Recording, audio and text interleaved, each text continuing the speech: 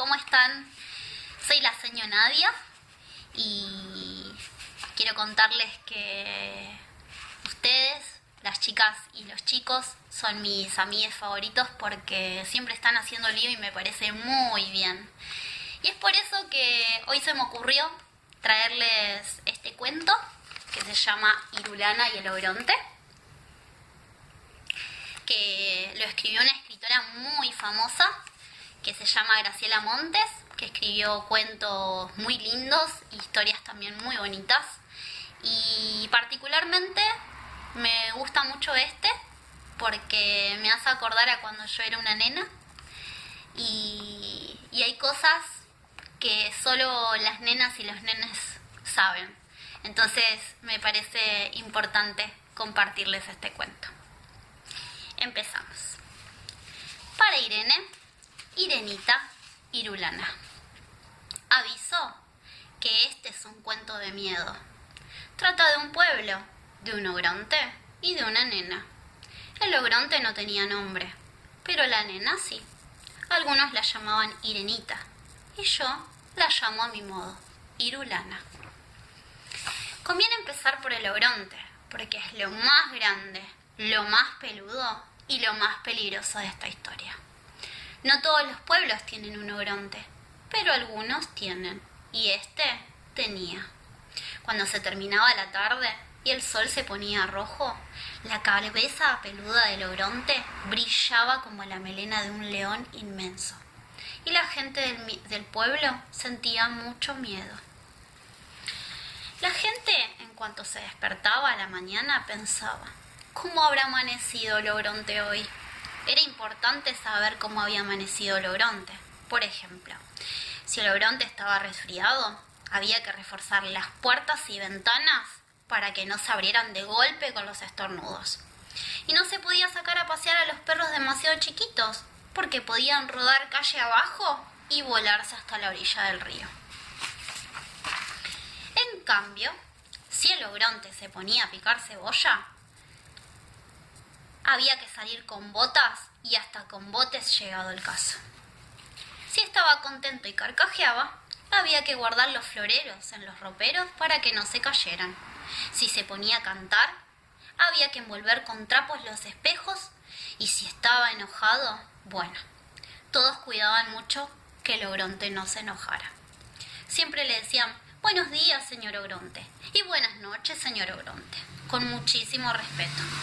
Y todas las tardes iban hasta el pie de la montaña y le dejaban canastos repletos de cebolla, vacas muy gordas y flores de colores raros. Y le hacían una gran torta para el día de su cumpleaños y le cantaban canciones para que se durmiese. Todo para que no se enojase. Pero igual, un día el ogronte se enojó. Se enojó porque sí. Vaya uno a saber por qué se enojan los ogrontes. Se notó que se había enojado porque empezó a gritar y a rugir y a mover los brazos en el aire como un molino, y porque sus dientes enormes brillaban más que la melena del atardecer.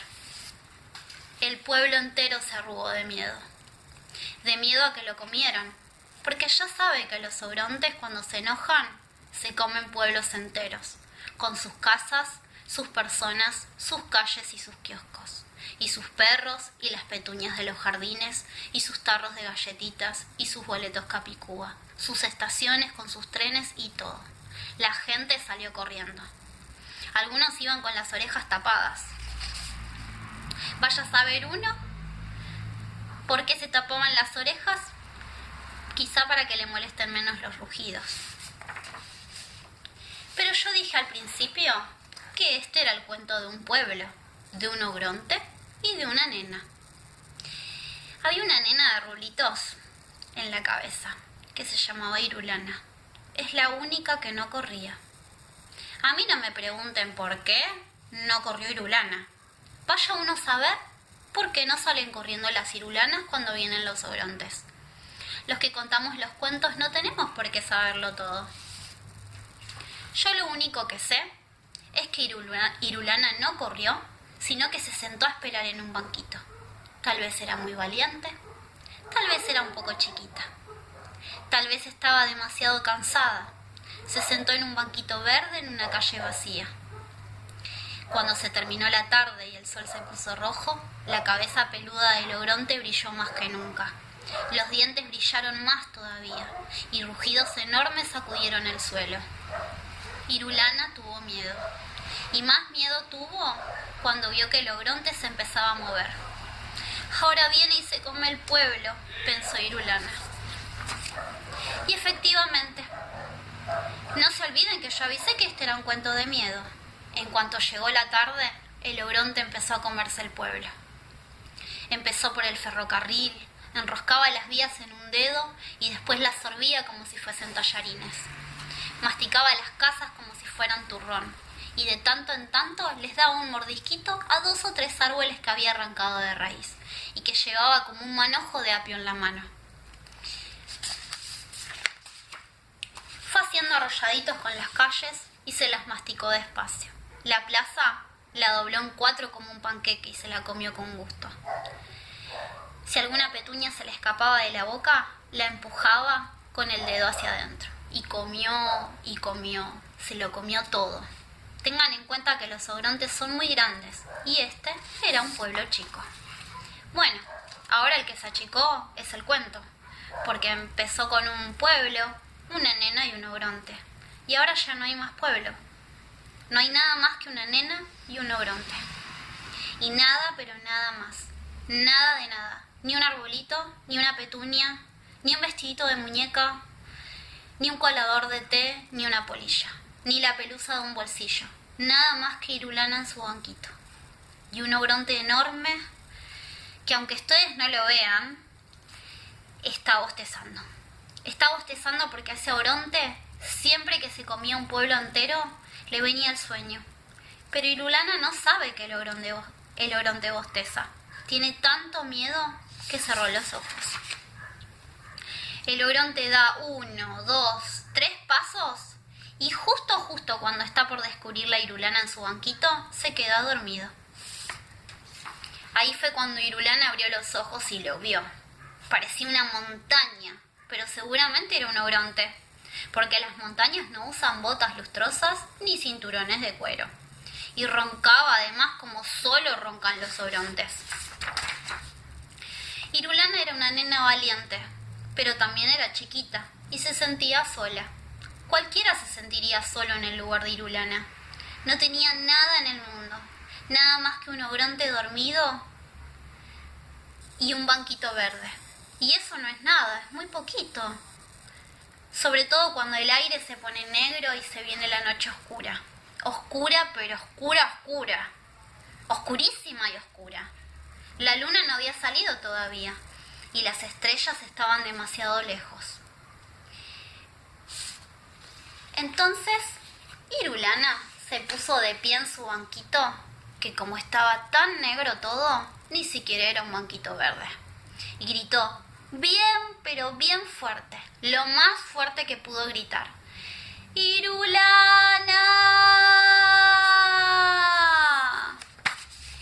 Eso gritó una sola vez, y aunque Irulana tenía una voz chiquita, el nombre resonó muy fuerte en medio de la oscura.